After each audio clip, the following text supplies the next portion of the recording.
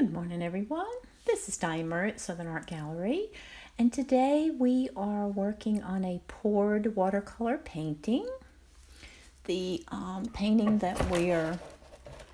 picture that we're working from is these marbles, and I thought it would be just perfect for a pouring demonstration in our advanced class that we're working on. So what I've done so far is I have masked out the areas, the light areas on the photo, everywhere retaining the white everywhere that I see a light or a white. Then I have poured the lemon yellow over the areas that are going to have yellow or green or orange on them.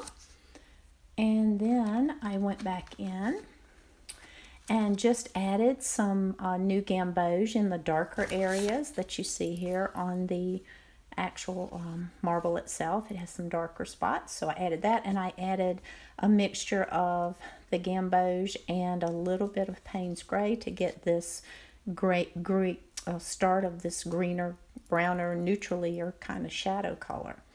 And that's all I've done. So, and then I dried it. So now I'm going to pour the blue. And rather than show this on camera because it is so messy, I'm just going to pour it and then I'll come back and show you what we have. All right, we're back. And I have poured some more of the blue over the areas to make the green and the blue. I'm happy with that, so I masked over all the blue areas. And now we will pour the red. Okay, I've done another pour of the red, and the red I'm using is by Senoyer. It's called Bright Red, but a Pyro Red would work just as well here. Any warm red. So I've got the oranges I like. We're going to have to darken this more in here. So I'm going to dry this, and then we're going to drop in some ultramarine blue to make these nice darks. Okay, we're back. And I added some more red in the red areas, and I'm actually going to finish the detail on this without pouring it, because in order to get the detail, you're going to have to just go in here with straight color. So I've just got some ultramarine blue here. I'm just darkening this marble. I love this background, so I'm leaving it. Even though it's gray in the photograph, I like this soft background. So, you know, you always have the option. It's your artistic license to decide what you are and aren't going to do. So, that's what I've decided to do. And I'm just pushing these shadows darker because in the photograph they're quite dark. There's also a lighter area right here. So I've actually put the photograph next to this so you can see a bit easier what I'm doing here. I'm just pushing these darks in here. If you wanted this gray background, you could just continue, you could mask out everything and just continue to pour the background, and you would eventually get this gray just by mixing. We're just using 3 primary colors, and you would end up with a gray that way. But I like doing things a little bit differently sometimes. Just popping that color a little bit in there. Marbles have this, to get the look of glass, they have all these little odd shapes in them and different colors that are picking up reflections from the different marbles. So each marble will have different colors in it from the surrounding marbles, which is very neat. Okay, I think I'm going to push this a little bit darker in here.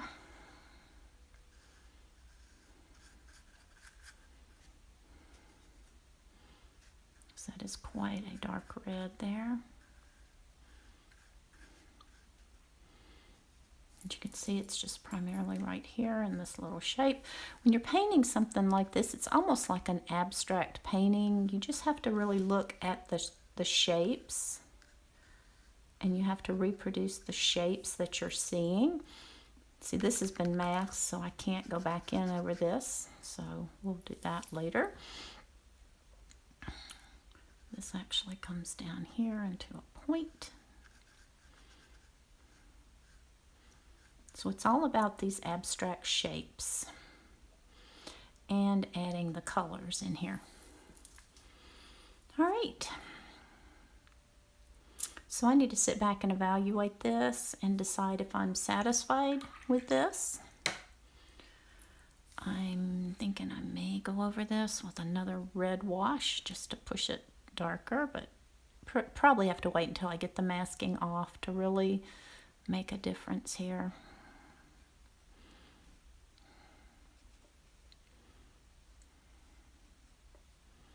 But you can just play with it as much as you like. The whole top is actually, the whole thing is actually, we'll go ahead over it with that. That looks better. Just with almost water, but just a little, just to darken that a bit, because it is pretty dark, that marble. Okay, and I think we have to come into this marble and put in some dark in here. And you pretty much probably have lost all of your markings by now, so you just kind of have to wing it and just put them where you think you see them. And this whole top area over here is almost like a dome on the marble. It's darker. And over here as well, there's this shape. And ultramarine will generally darken most things if you don't want to use Payne's Gray, which is much more of a duller color. I do use Payne's Gray a lot, though. I really, especially with our limited palette, I tend to use a lot of Payne's Gray. But this is just basically a layering exercise for my students so that they know how you can get truly transparent, beautiful, beautiful transparency.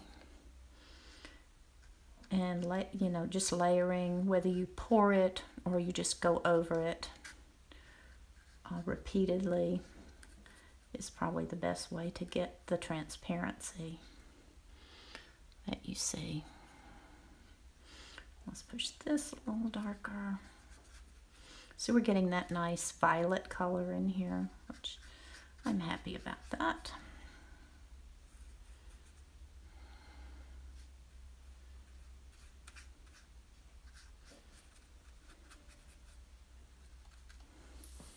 Okay.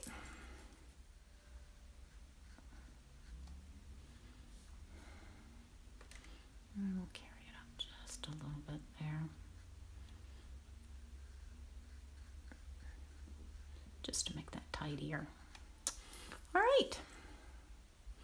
So I'm thinking I may go back in on this area and this area here with another wash and this. So I've got to take the masking off. And I've got to decide if my background is what I want, and I think it is. So I think the next step will be taking off the masking fluid. And I will dry this and we will be back. Okay, we're back. And I decided to tone down the background here. So I just added additional washes of the red and the